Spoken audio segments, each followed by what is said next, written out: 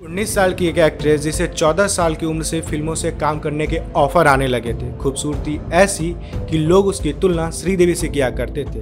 कई लोग तो उसे गुड़िया समझा करते थे। 19 साल की उम्र में उसने 21 फिल्मों में काम की थी।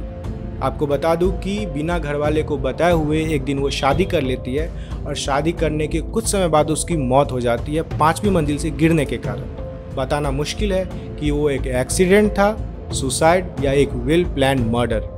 नमस्कार, आदाब, सत श्री अकाल। मेरा नाम है मुकुंद और आप देख रहे हैं क्राइम बोर्ड।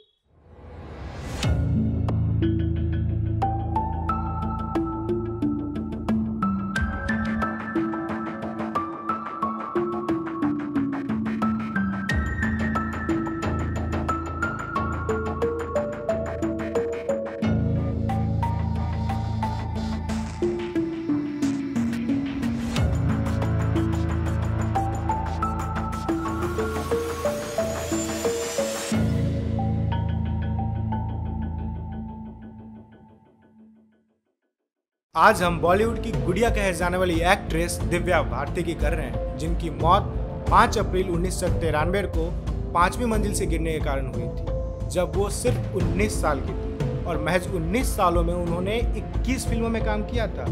बचपन से ही उन्हें एक्टिंग, मॉडलिंग, डांसिंग में बहुत ही इंटरेस्ट था। आपको बता दूं कि वो उस दौरान की सबसे टॉप बॉलीवुड एक्ट्रेस मानी जाती थी। उनका जन्म 25 फरवरी 1974 को हुआ था।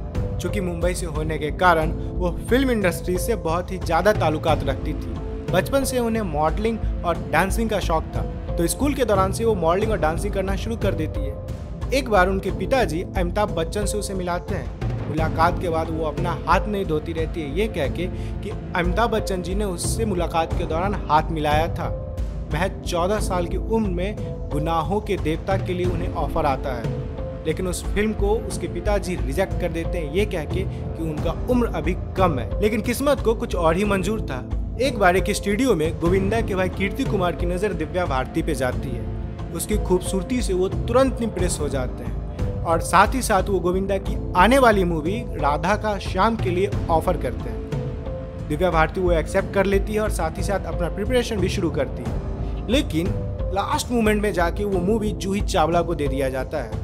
लेकिन उससे दिव्या भारती को ये फायदा होता है कि उनकी बातें बॉलीवुड में होने लगती है। ना ही सिर्फ बॉलीवुड में, टॉलीवुड तक उनकी खूबसूरती की चर्चे होने लगते हैं। 1990 में टॉलीवुड के डायरेक्टर रामा नायडू अपने बेटे के साथ एक मूवी बॉबली राजा बना रहे थे। उसमें उन्होंने दिव्या भारती को कास्ट किया। दिव्या भारती की वो पहली मूवी थी जिससे उन्होंने फिल्म जगत में पहला कदम रखा था। वो मूवी सुपर हिट हुई। 3.5 करोड़ टिकट्स उसके बिके थे, जिससे दिव्या भारती बहुत ही ज़्यादा फेमस हुई। उन्हें लगातार काम मिलता रहा। साथ ही साथ लोग उनकी तुलना उस दौरान के टॉप एक्ट्रेस विजय शांति से करने लगे। फिर 1992 में फिल्म विश्व आत्मा आती है, जिससे वो बॉलीवुड में डेब्यू करती है। कामयाबी अपने चरम सीमा पे रहती है।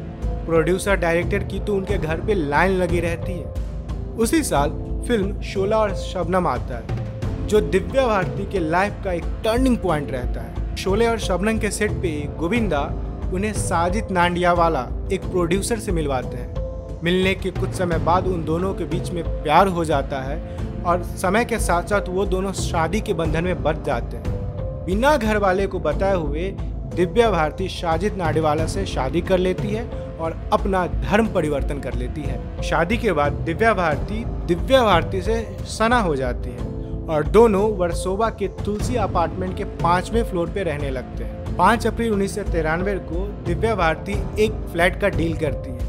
उससे वो बेहद खुश रहती है।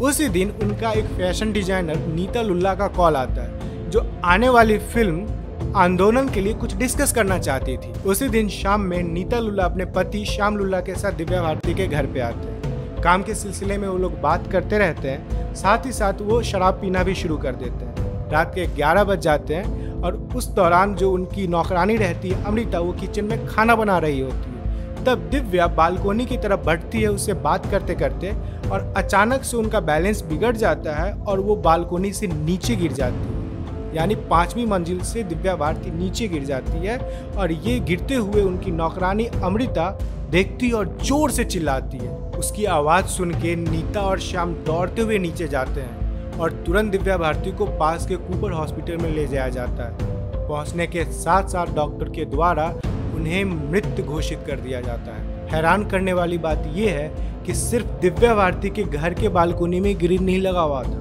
बाकी उस बिल्डिंग के हर एक घर के बालकोनी में ग्रिल था। और जिस दौरान दिव्या भारती नीचे गिरी उस दौरान पार्किंग स्लॉट में एक भी गाड़ी खड़ी नहीं थी।